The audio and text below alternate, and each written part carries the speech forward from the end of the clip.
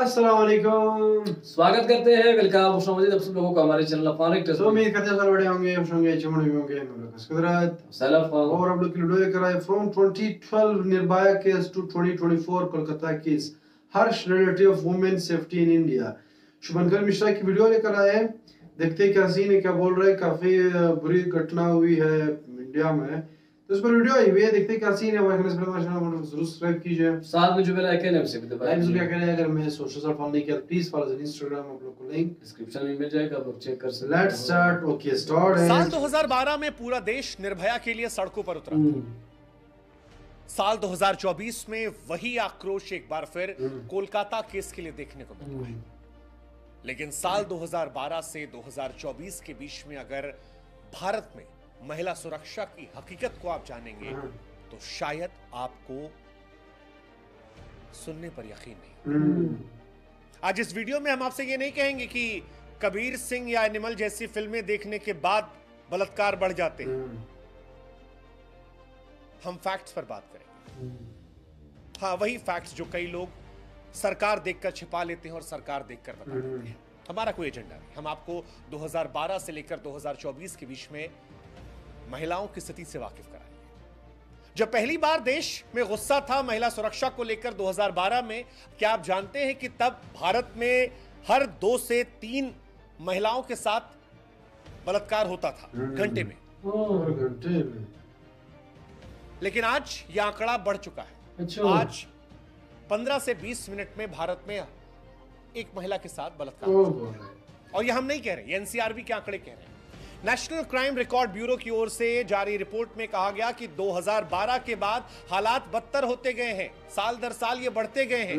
और 2022 के जो आंकड़े थे वो तो कह रहे थे कि हर एक दिन में तकरीबन 87 महिलाओं के साथ ये घटनाएं होती हैं और हर एक घंटे के अंदर 3 से 4 युवतियां या बच्चियां इसकी शिकार होती हैं। ये पूरे देश की कहानी है। ये कोलकाता से लेकर दिल्ली की कहानी नहीं है। इसके बीच में बहुत सारी कहानियां, और इसीलिए आज जो आंकड़े हम आपको बताने वाले हैं वो आपको भारत में महिला सुरक्षा की उस हकीकत से रूबरू कराएंगे जो आपको सुनकर शायद यकीन नहीं होगा। निर्भया केस के बाद इस देश में तमाम कानूनों में बदलाव किया गया था, लेकिन आज सारे एक्सपर्ट्स कह रहे हैं कि वो कानून कारगर इसलिए नहीं हुए क्योंकि वो इंप्लीमेंट नहीं हो पाए। 2012 के बाद दुष्कर्म के मामले बढ़ते गए। भारत में हर 22-23 मिनट में महिला युवती के साथ दुष्कर्म हो रहा है, जबकि 2012 में यह घटनाएं कम थी, अब बढ़ती जा रही है। अभी हाल फिलहाल में एक रिपोर्ट आई थी, चैरिटी ऑक्सफैम इंडिया की रिपोर्ट, जिसमें कहा गया कि हर 15 मिनट में एक महिला के साथ बलात्कार हो रहा है।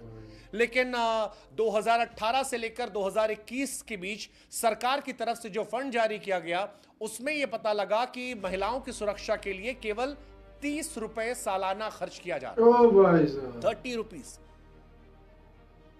बाकी पैसा बाकी कामों के लिए महिलाओं में, लेकिन सुरक्षा वाला पैसा केवल 30 है। बड़ी बात यह है कि निर्भया फंड बनाया गया था। निर्भया फंड को लेकर भी जो रिपोर्ट आई वो ये थी कि 30% पैसा ऐसा है निर्भया फंड का जो इस्तेमाल में ही नहीं आया, इसका इस्तेमाल नहीं हुआ, और उसके पीछे वही सारी जटिलताएं थी। इसलिए कानून बनाना और उनको इंप्लीमेंट कर जाना, इसमें जमीन आसमान का फर्क होता है। और आज यही फर्क हम आपको बताएंगे 2012 से 2024 के बीच में, क्योंकि 16 दिसंबर 2012 की रात को दिल्ली की सड़कों पर एक प्राइवेट बस में एक ऐसी घटना को अंजाम दिया गया था जिसने भारत के इतिहास में काले दिन के तौर पर अपने आप को रेखांकित किया। ये वो घटना थी जिसके बाद देश की राजधानी दिल्ली को रेप कैपिटल तक कहा गया। ये मैंने दिल्ली का बहुत सुना है, बहुत सारे दिल्ली की बात करते हैं। तब शायद दुष्कर्म और उससे दरिंदगी, क्रूरता का एहसास हुआ। उसके बाद रेप को लेकर अनगिनत कहानियां सामने आई और शायद इसी वजह से पूरे देश ने एकजुट होकर कहा था कि निर्भया को इंसाफ दिलाया जाए। देश की सरकार से सुरक्षा की गुहार लगाई थी, सारी जनता सड़कों पर उतर आई थी। उसके बाद कई कदम उठाए गए। जस्टिस जीएस वर्मा कमेटी बनाई गई, उनकी सिफारिशों को लागू किया गया। हर जिले में पीड़िताओं के लिए वन स्टॉप सेंटर बनाने की बात आई, हेल्पलाइन शुरुआत की गई, निर्भया फंड जारी किया गया, निर्भया स्क्वाड, निर्भया ऐप बनाया गया, फास्ट ट्रैक कोर्ट में मुकदमा लड़ा गया। और इसके बाद शायद सबको लगा था कि अब देश में स्थितियां बेहतर हो जाएंगी, महिला सुरक्षा जो है वो बेहतर स्थिति में आ जाएगा, भारत में दुष्कर्म या फिर सामूहिक दुष्कर्म के मामलों में कमी आएगी।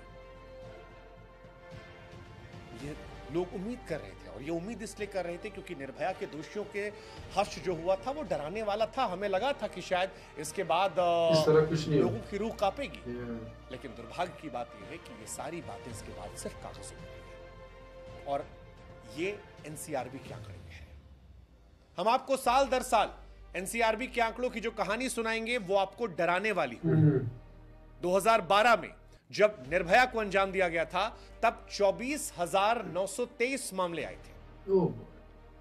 अगले साल उसके 33,707 मामले आए। 2014 में ये आंकड़े और बढ़े, 36,735। 15 में कम हुए, लेकिन 16 में 38,947 हो गए। इसके बाद कभी भी ये मामले 30,000 से नीचे 2020 तक नहीं रुके। 2020 में सबसे कम मामले आए थे 28,000, लेकिन फिर 2021, 22, 23 में ये मामले एक बार फिर बढ़ गए। यानी निर्भया केस के बाद जो पूरा देश सड़कों पर था, जिससे उम्मीद थी कि शायद स्थिति बेहतर होगी, लेकिन वो बेहतर नहीं हुई। और इसको लेकर कई सारे एक्सपर्ट्स की कई सारी राय है। कई सारे एक्सपर्ट्स कहते हैं कि फास्ट ट्रैक सुनवाई होनी चाहिए। जिनके साथ ये घटनाएं हुई हैं उनको लेकर सहानुभूति होनी चाहिए। जो पीड़ित है उसका अपमान नहीं होना चाहिए, जैसा कि अदालतों में कई बार होता है। कई बार उनसे ऐसे सवाल पूछे जाते हैं जो असहज करने वाले होते हैं। कई बार सार्वजनिक तौर पर और ज्यादा असहज कराने की वजह से लोग डर जाते हैं। हर एक मामले को समान गति, संवेदनशीलता के साथ बढ़ाना चाहिए। नेताओं को लेकर भी अगर ऐसे मामले आ रहे हो तो उनके साथ अलग तरह का व्यवहार नहीं होना चाहिए। ऐसे अपराध में जिनको सजा दी गई है उनको बार बार घूमने के लिए छोड़ा नहीं जाना चाहिए। चुनाव में फायदा उठाने के लिए ऐसे लोगों पर रहम नहीं करनी चाहिए और सभी मामलों को समान रूप से व्यवहार होना चाहिए। जब तक ऐसा नहीं होगा इस देश में कोई बदलाव नहीं आ सकता। निर्भया केस के बाद भी उनकी मां ने कहा था कि सालों बीत गए हैं लेकिन देश में कुछ नहीं बदला। आज भी इंसाफ के लिए भटकना पड़ता है।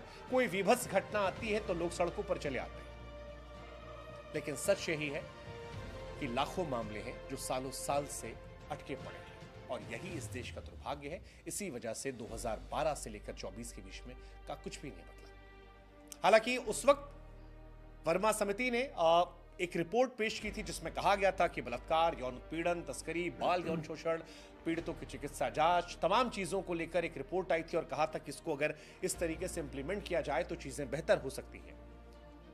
रेप क्राइसिस सेल की स्थापना करने की बात कही गई थी। यौन उत्पीड़न में एफआईआर दर्ज होने पर सेल को तुरंत सूचित किए जाने की बात कही गई थी। सभी पुलिस थानों के प्रवेश द्वार जहां पूछताछ होती सीसीटीवी की बात कही गई थी। शिकायतकर्ता को ऑनलाइन एफआईआर दर्ज करवाने सक्षम की बात कही गई थी। पुलिस वालों को और ज्यादा एम्पावर्ड करने की बात कही गई थी कि इस मामले को वो उठा सके। पीड़ितों की जो मदद कर रहे हैं आम लोग, उनके साथ गलत काम करने वालों जैसा व्यवहार ना हो। बहुत सारी चीजें और आई थी कि पुलिस वालों को इन मामलों के लिए अलग से ट्रेन किया जाना चाहिए, पुलिस वालों की संख्या बढ़ाई जानी चाहिए ताकि वो बेहतर तरीके से काम कर सके। लेकिन देश में हमारे पुलिस वालों की ड्यूटी केवल नेताओं के मूवमेंट, नेताओं की सुरक्षा में लगी रहती है। सरकारें बातें करती हैं, अलग अलग सरकार में घटनाओं को अलग अलग नजरिए से देखा जाता है और स्टेट देखकर यह तय होता है कि किस स्टेट के लिए आवाज उठानी है, किस स्टेट के लिए खामोश हो जाना है। हाँ, ये बात किस राज्य को देखकर असल बात यही 25 है। मिनट का वीडियो बनाना है और किस बस ये पॉलिटिक्स का या भी वो रोल होता है। किसी सिटी में जो है एक स्टेट में हो जाता है उसी को टारगेट कर रहे होते हैं, बाकी जगहों क्यों नहीं कर रहे होते हैं। राइट और लेफ्ट का रहेगा इस देश में तब तक निर्भया जैसी घटनाएं होती रहे। बेहतर है सियासत को एक तरफ कर हम और आप एक सुर में आवाज उठाएं। हम और आप सरकारों तक दबाव बनाएं और हम और आप सरकारों से ये मांग करें कि आप सुनिश्चित करें कि ऐसी घटनाएं दोबारा ना हो। जय हिंद, जय भारत। तो ये निर्भया का तो केस के बारे में नहीं पता, लेकिन देखो एक चीज है, एक रियलिटी है जो कि आप लोगों को एक्सेप्ट करना होगा कि इंडिया में इस तरह के बहुत सारे सीन होते हैं, खासकर जब मैंने जो सर्वे हुए उससे हट के भी बहुत ज्यादा होते हैं जो कि शो नहीं हुए होते, जो शो नहीं होते या रजिस्टर, मतलब जो छुपा भी लेते हैं शर्म के मारे या डरा के मारे छुपा लेते हैं। लेकिन ये चीज इंडिया, खासकर जब मैंने ये केस के बारे में पता किया, ये जो क्या नाम है बंगाल में हुआ, तब दिल्ली के लोग, मतलब दिल्ली के बारे में लोग बहुत बोल रहे थे कि यार दिल्ली में ये सब कुछ बहुत होता है, मतलब एक रेपिस्ट कंट्री, सॉरी सिटी आप कह सकते हो, मतलब ऐसा ही है दिल्ली में। तो ये चीजें इंडिया में बहुत सारी होती है जो कि ये तो अब आम बंदा तो ज्यादा से ज्यादा प्रोटेस्ट कर सकता है, लेकिन गवर्नमेंट पता नहीं क्या कर रही है इंडिया। बात असल ये है कि गवर्नमेंट जो है अपनी पॉलिटिक्स चमकाने के लिए ऐसे दरिंदों को छोड़ देती है, हमेशा से ही रहा है। इसमें भी काफी एक पीछे, इसके पीछे बहुत बड़ी एक वो चल रही होती है, पॉलिटिक्स चल रही होती है।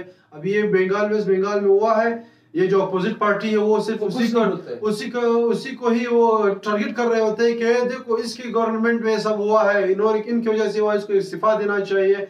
किसी तरह उनकी जो मिनिस्ट्री होती है उसको गिराने के लिए सब करते हैं। अब ये ममता बनर्जी के उसमें हुआ है, स्टेट में हुआ है, वेस्ट बंगाल में, कोलकाता साइड पे, तो उसी को टारगेट किया जा रहा है। ये नहीं सोचते कि ये सिर्फ वहां पे नहीं हो रहा है, हर जगह पे हो रहा है, सब जगहों में जिधर हो रहा है सबके खिलाफ इस तरह होना चाहिए। मतलब पॉलिटिक्स से हटकर इसके लिए जो आवाज उठानी चाहिए, पार्टी से हटकर इंसान। मतलब मैं जब ये सब कुछ मैंने देखा, मैं पर्सनली बात कर रहा हूँ, मुझे दुख हुआ यार। मैं मजहब को सेट पे रखा, मेरे कंट्री को सेट पे रखा, मैंने एक इंसान के थ्रू सोच करके यार वो बेचारे के साथ कितना जुल्म किया। तो बाकी जो लोगों को भी ऐसा ही सोच कर, मतलब इस तरह इसका जो हम लोगों ने उस दिन भी कहा कि इलाज है कि और किसी तरह सोल्व नहीं हो सकता है, बिल्कुल भी नहीं होगा। कानून जो है कभी भी इम्प्लीमेंट ठीक से होता नहीं। इसका एक ही इलाज है कि पब्लिक में इसको खत्म किया जाए, पब्लिक सबके सामने एक दो केसेस इसी तरह करेंगे, पूरे मुल्क में जो है सब कुछ सॉल्व हो जाएगा, गारंटी के साथ हो जाएगा। क्योंकि ये इस तरह सॉल्व होता नहीं है। इसको ले जाते हैं जेल में, होता है भाई, उसका थोड़ा पावर होता है, किसी 2-3 दिन बाद उसकी सिफारिश हो जाती है, निकल जाता है भाई। ये इसी तरह ही चलता है, हमेशा से यही हो रहता है कि और कोई 10 साल 15 साल और किसी जगह पे आप लोगों ने किसी जगह पे इस तरह देखा होगा कि बिना इसी तरह किए लोग जो है उनको कुछ हुआ ना हो। भाई हमेशा ही वो लोग जेल में होते हैं और निकल जाते हैं, कुछ हुआ नहीं है। उसको खत्म ही करना चाहिए, ताकि और खत्म करके लोगों को भी बताना चाहिए, लोगों को दिखाना चाहिए कि देखो इसको खत्म किया गया, ताकि जो कोई इस तरह नेक्स्ट टाइम सोचे उसको भी इसके माइंड में ये हो कि इसके साथ इस तरह हुआ था, मेरे साथ भी इस तरह होगा। एक ही यही सोल्यूशन है और कोई भी सोल्यूशन इसका नहीं है। हमारे यहाँ तो ऐसा ही होता है, हमारे यहाँ इसी तरह ही होता है। क्योंकि हमारे यहाँ जो है बिल्कुल जीरो में, अगर आपको बताओ 100% में जो है 98% जो है खत्म हो गए ना, 2% भी इस तरह हुआ है। पहले था भी नहीं पहले, अगर है भी तो 2-3% आप कह सकते हो। हाँ, वो भी ना होने के बराबर है। क्यों नहीं है? क्योंकि एक खौफ फैलाया गया लोगों में कि इस तरह अगर आप लोग करोगे तो आप लोगों के साथ इस तरह हो जाएगा। यही एक सोल्यूशन है भाई। लेडीज के साथ अगर इस तरह होगा तो यही एक सोल्यूशन है कि यही करे, बाकी इसका कोई इलाज नहीं है। हम तो यही बोलेंगे कि इसी तरह करें। जो प्रोटेस्ट कर रहे हैं उनको चाहिए कि ये लोग बस यही डिमांड करें और निकले और इसको प्रोटेस्ट को खत्म ना करें। बाकी ये वीडियो थी शुभंकर मिश्रा की, काफी अच्छी नॉलेज वाले वीडियो थी, काफी कुछ शेयर किया हुआ था। वीडियो अगर पसंद आए तो प्लीज साथ मुझे लाइक करने से भी दबा दीजिए। लाइक करके तो चलेंगे, सपोर्ट मिल रहा है। तो अभी के लिए इतना ही, अल्लाह हाफिज़, बाय बाय।